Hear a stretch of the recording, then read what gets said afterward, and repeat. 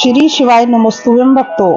श्री शिव महापुराण पांचवी उमा संहिता का 47वां अध्याय। शीर्षक है देवी द्वारा चंड मुंड और रक्त बीज दैत्यों का संहार। ऋषि बोले, इसी प्रकार शुंभासुर और निशुंभ दैत्य भी हुए, जिनके तेज से चराचर त्रिलोकी आक्रांत हो गई। तब देवता हिमालय के निकट गए, जहां सब प्राणियों को उत्पन्न करने वाली और सब कामनाओं को पूर्ण करने वाली पार्वती जी निवास करते थे। उनके निकट जाकर देवताओं ने उन्हें प्रणाम किया और कहा, जय दुर्गे महेशानी, जयातमीय, जय प्रिय, त्रिलोक्य ताण करिणे, शिवे ते नमो नमः। इस प्रकार ये पूरी स्तुति उन्होंने जो है देवताओं ने की माता की।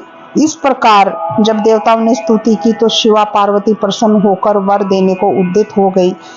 वे बोली, हे देवताओं, तुम क्यों स्तुति कर रहे हो? यह कहते ही पार्वती जी के मुख से एक कन्या प्रकट हो गई और पार्वती जी से बोली, हे माता, इस समय शुंभ और निशुंभ दैत्य बड़े ही प्रबल होकर सबको पीड़ित कर रहे हैं, जिससे आक्रांत हो समस्त स्वर्गवासी देवता मेरी स्तुति करने आए हैं।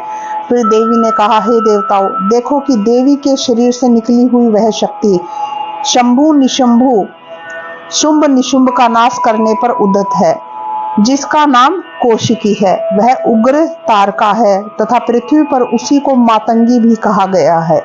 तब उसने सब देवताओं का अभय करते हुए कहा कि मैं स्वतंत्र हूँ और किसी के आश्रय से ही तुम्हारा कार्य पूर्ण करूंगी।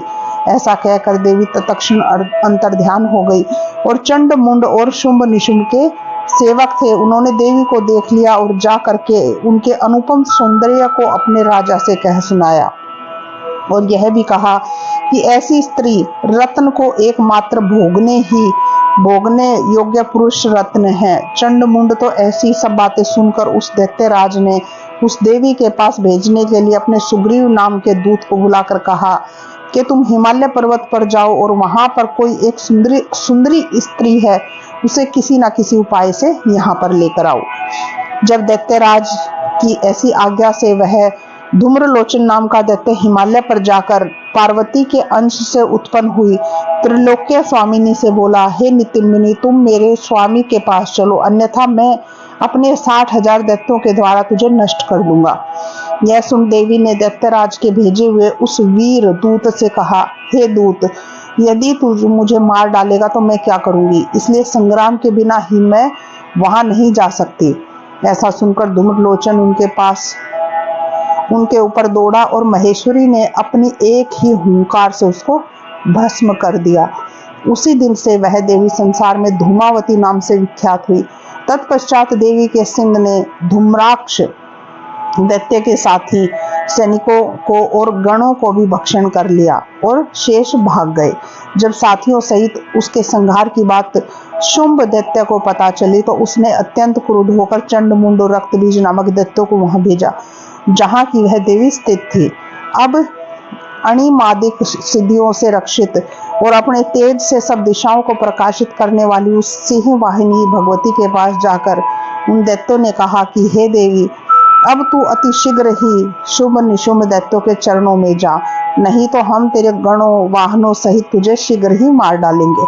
तब उसके ऐसे वचन सुनकर परमेश्वरी देवी ने किंचित हास्यपूर्वक यह मधुर वाक्य कहा कि अद्वितीय परम ब्रह्मा तो सदाशिव हैं, जिनके भेद को कोई भी नहीं जानता और जिनके समक्ष विष्णु आदि देवता भी नहीं है।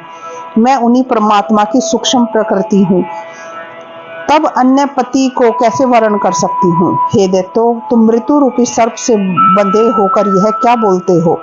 तुम अपने पाताल को जाओ, यदि तुम में शक्ति हो तो युद्ध करो।